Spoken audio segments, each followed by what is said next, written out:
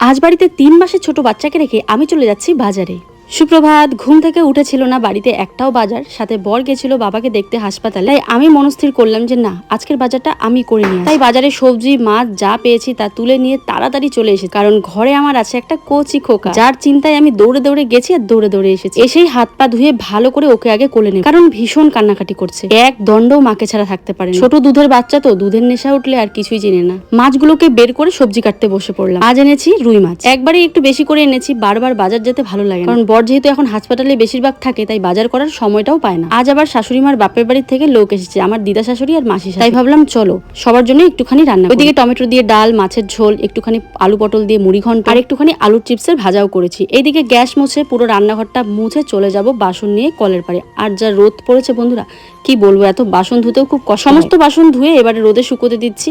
আজকাল সবকিছুই যেন এত চাপ হয়ে গেছে, সমস্তটা একা হাতে সামলাতে। তার মধ্যে এত ছোট বাচ্চা, আবার বড় ছেলেও তো ছোট অনেক, তাকে সকাল সকাল আবার স্কুলেও পাঠাতে হয়। কাজ করে স্নান করে চলে আসলাম। এদিকে দেখো, ইনি আমার মাসি শাশুড়ি আর ইনি হলেন দিদা শাশুড়ি, আর পাশে যে ছোট্ট ভাইটা বসে আছে ওটা মাসি শাশুড়ির ছেলে। তো সবাইকে একবারে ভাত বেড়ে দিলাম। আর এই ছোট বাচ্চা নিয়ে লোকজনকে আপ্যায়ন করাও কিন্তু অনেকটা কষ্ট হয়, তারপরেও যেহেতু ছোট কিছু করার নেই, সবাইকে ভাত দিয়ে ওইদিকে দিদাকেও দিয়ে দিলাম। দিদা খেয়ে উঠলে তারপরে আমি খাবো আর কি।